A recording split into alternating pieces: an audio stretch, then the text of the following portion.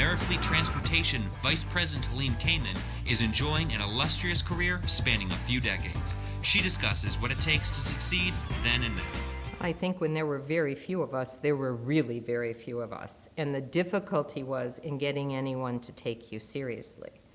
It was very difficult to be, not to be sort of used as a prop and to be thought of as somebody who actually could think.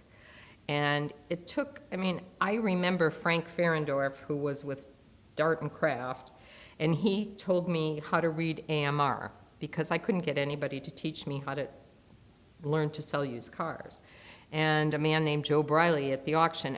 There were a lot of men that were older men that seemed happy to share some information, but there was a whole group of our peers that really, I think it was the original Old Boys Club, and it was very difficult.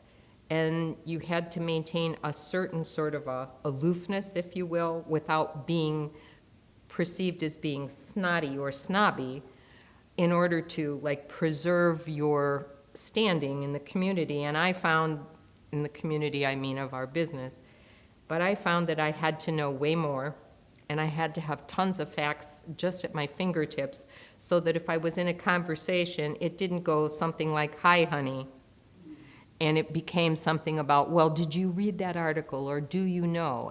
And I think I've seen that.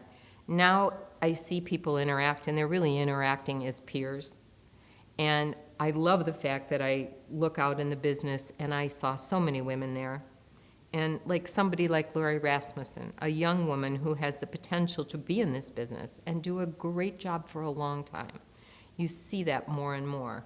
And I think it's, from my 40 years, it's a nice thing to see at the end that it is really working very well.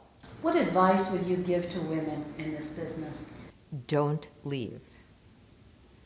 You know, some of it is just showing up. You have to stick it out.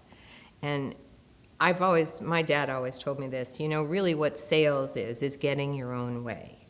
And you just have to hang in there long enough and figure out how to approach someone so that they will be convinced that what you want for them is what they want for themselves.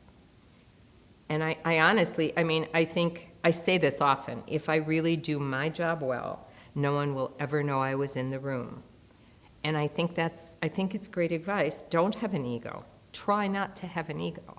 You need to be strong, and you need to be able to hold your ground.